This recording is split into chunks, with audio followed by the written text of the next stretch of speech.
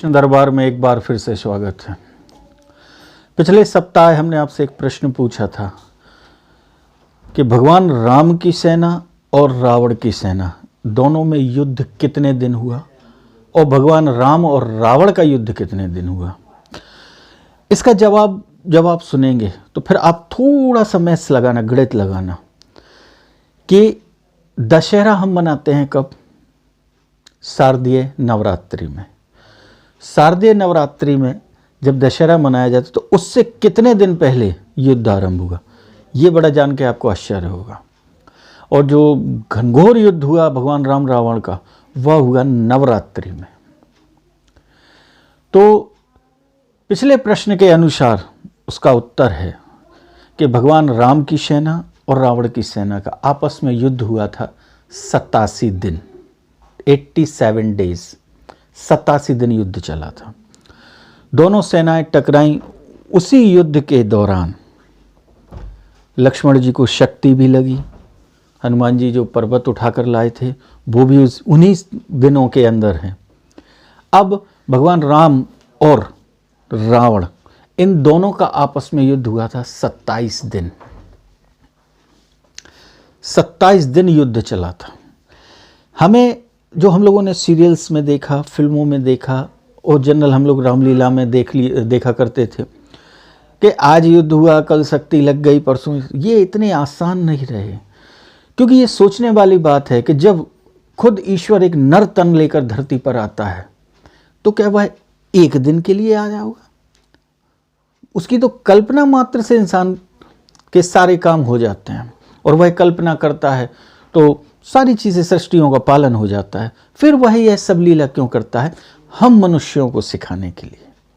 कई लोग क्वेश्चन करते हैं यदि वह भगवान है तो उसने ऐसा क्यों किया, भगवान है तो क्यों नंगे पैर चले? तो उनका आंसर यह है कि वह दिखाना चाहते हैं कि यह कार्य साधारण मनुष्य भी कर सकता है। वह नर लीला करके दिखाइए भगवान ने। उनको कहीं आने जाने की आवश्यकता नहीं थी, लेकिन दिखाइए कि तुम इस आचरण पे चलो तो तुम भी जीवन में अपने जीवन के पूर्ण लक्ष्य को पा सकते हैं। आशा करता हूं आपको पिछले प्रश्न का जवाब मिला होगा। आज हम चल रहे हैं जिस ओर, वह है, रामायण में भी इसका मुख्य वृत्तांत है। रामायण को इस दृष्टि, इस नजरिए से देखिएगा, फिर हम इस सफर की ओर चलते हैं। रामायण में मुख्य मात पिता गुरु की बानी, बिना विचार कर यह जानी, तुलसी बाबा ने लिखा इस चीज को। अब इस दृष्टिकोण से देखने की कोशिश करिए। भगवान ने अपनी इच्छा से कुछ नहीं किया, माता पिता और गुरु, इनकी आज्ञा से सब कुछ किया। मतलब बड़ों की बात मानी। माता पिता ने आदेश दिया तो वह गुरुकुल चले गए। पिता के आदेश पर विश्वामित्र को भगवान राम लक्ष्मण सौंप दिए गए और दशरथ जी ने कहा था कि आज से ये ही तुम्हारे माता पिता हैं और तुम्हारे बड़े हैं, ये जो कहें तुम्हें इनकी बात का पालन करना है। और भगवान राम विश्वामित्र की बात का पालन करते हुए चले। आप थोड़ा सा इस दृष्टिकोण से देखिएगा। जब पहुंचे हैं तब विश्वामित्र ने कहा है, राम अब समय हो रहा है ताड़का युद्ध के समय, ताड़का का वध कर दो। तो मात्र एक तीर से उन्होंने वध कर दिया।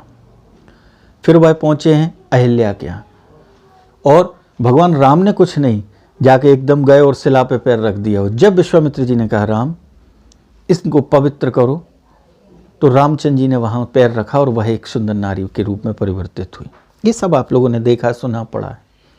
फिर भगवान राम पहुँचे हैं जनकपुरी और जनकपुरी में जब सबने धनुष उठा लिया, उसके बाद जनक जी ने कहा क्या कि सृष्टि में कोई भी वीर नहीं बचा।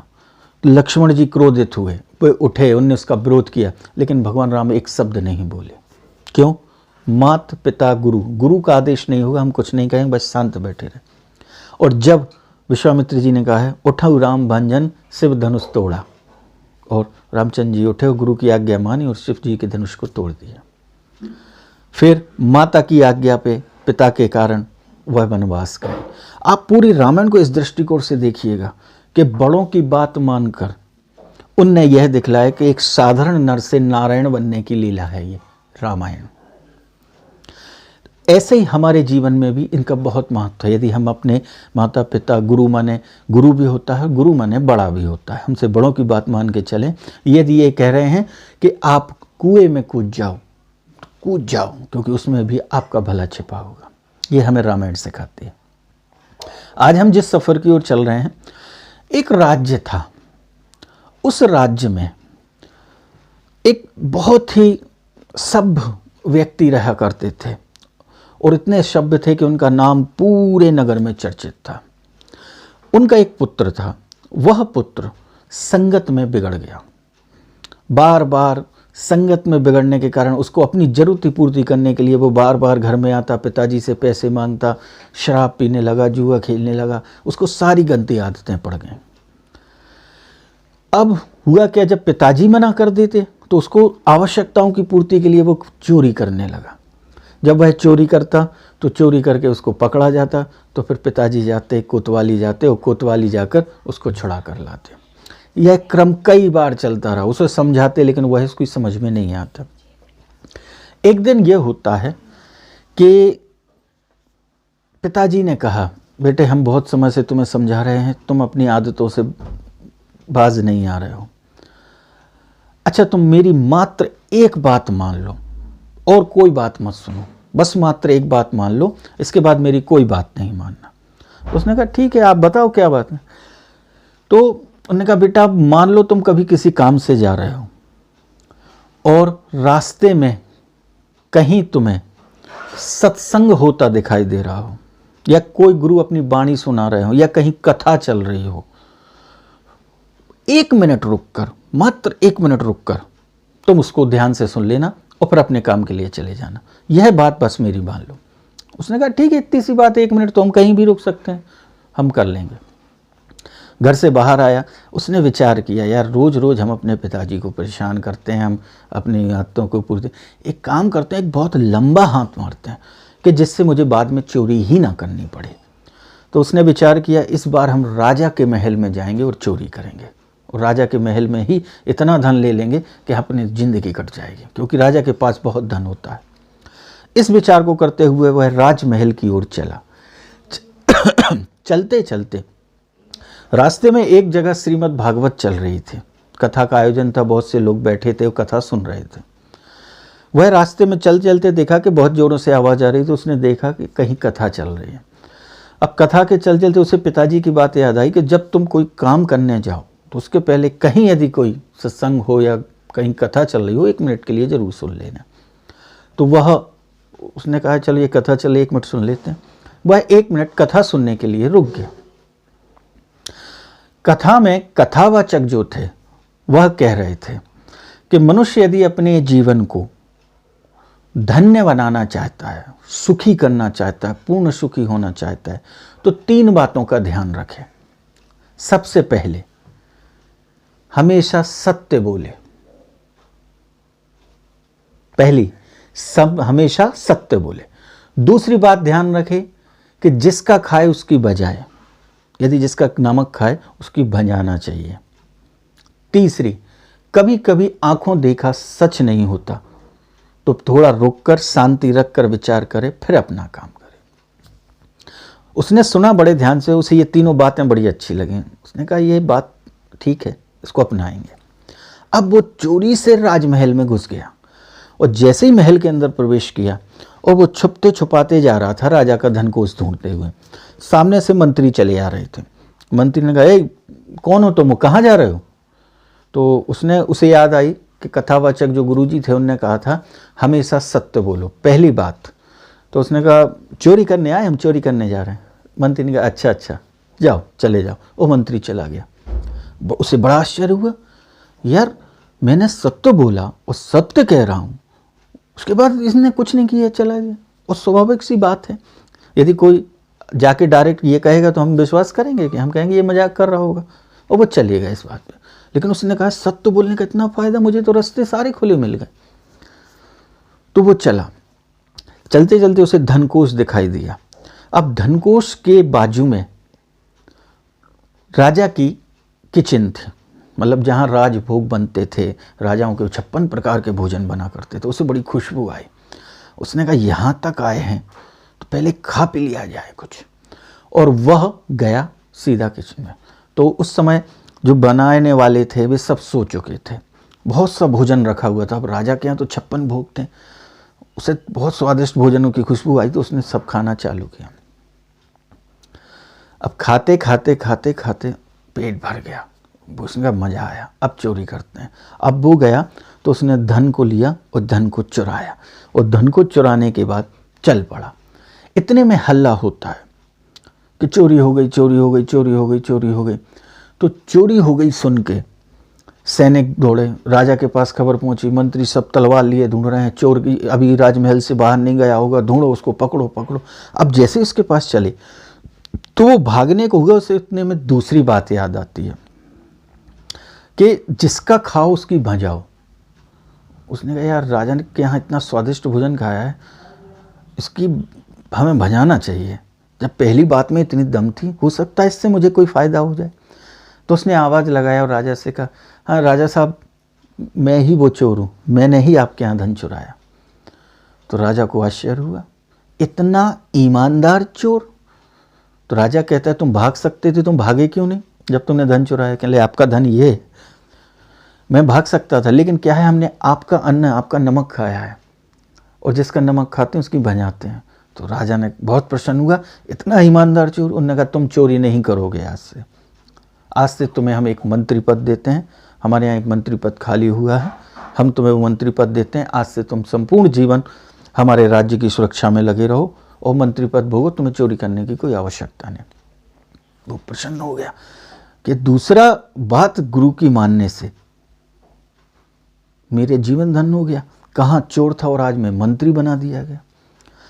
और वह मंत्री बना तो उसके आगे पीछे सैनिक लगा दिए गए, उसको एक रथ दिया गया और रथ देकर वह अपने घर चला कि आज हम पिताजी से कहेंगे, जो हमसे कहते थे नालायक तू जीवन में कुछ नहीं कर पाएगा, आज देखो हम मंत्री बन गए। जैसे घर पहुंचा तो पिताजी को खबर लगी गई थी, तो पिताजी ने उसका स्वागत किया। अब उसने कहा अब हम जाते हैं, अब अपनी धर्मपत्नी से कहेंगे, धर्मपत्नी भी बहुत प्रसन्न हो जाएगी, वो हमेशा टोकती रहती थी। तो जैसे ही वह अंदर प्रवेश हुआ तो उसने देखा कि उसकी धर्मपत्नी सो रही है और धर्मपत्नी के बाजू में एक 25 साल का युवक सो रहा है। उसे क्रोध आ गया, इतना क्रोध, उसने कहा अरे मेरे पीठ पीछे यहाँ ये होता है। उसने तलवार निकाली और जैसे ही मारने को हुआ तो उसे तीसरी बात याद आती है कि कभी कभी आंखों देखा सच नहीं होता, पहले दिमाग को शांत करो, सच्चाई को जानो। तो उसने तलवार से अपनी पत्नी को हिलाया, कहने उठो ये क्या हो रहा है। तो पत्नी ने देखा, पत्नी तुरंत चरणों में गिरी, कहने लगी देखो आप कहते थे कि पूजा पाठ मत करो, उससे कुछ नहीं होता, आज मेरी पूजा रंग लाई, आज आप मंत्री बना दिए गए, और आज ही मालूम क्या हुआ है फ़ायदा।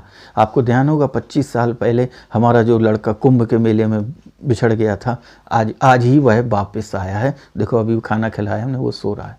तो उसके हाथ से तलवार गिर गई।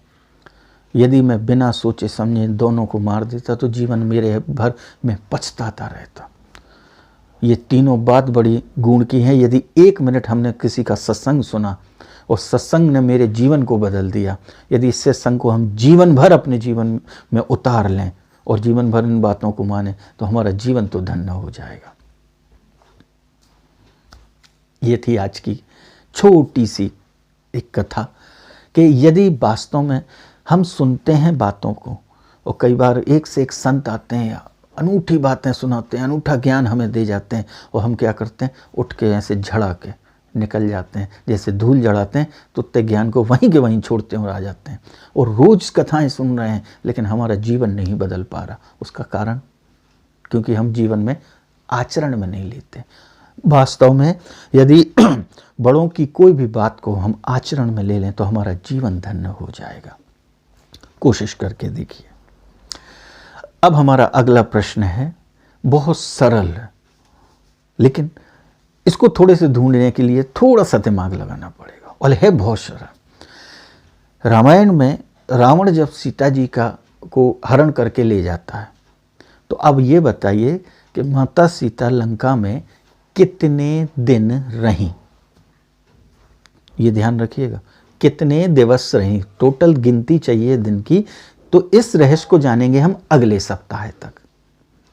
आप ढूंढिएगा इस प्रश्न को कि माता सीता लंका में कितने दिन रहीं।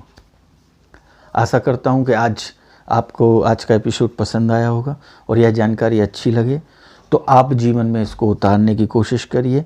दूसरों को भी यही सीख दीजिए कि वह भी इस ज्ञान को अपने जीवन में उतारें, अपने जीवन को धन्य करें और बड़ों की बात को मानिए, आदर करिए, सम्मान करिए, जिससे आपका जीवन भी धन्य हो जाए। भगवान श्री कृष्ण आपकी सारी मनोकामनाएं पूरी करें, सबसे पहले आपको स्वस्थ रखें और आने वाली इन बीमारियों से बचाए रखें, इसी आशा सहित जय श्री कृष्ण।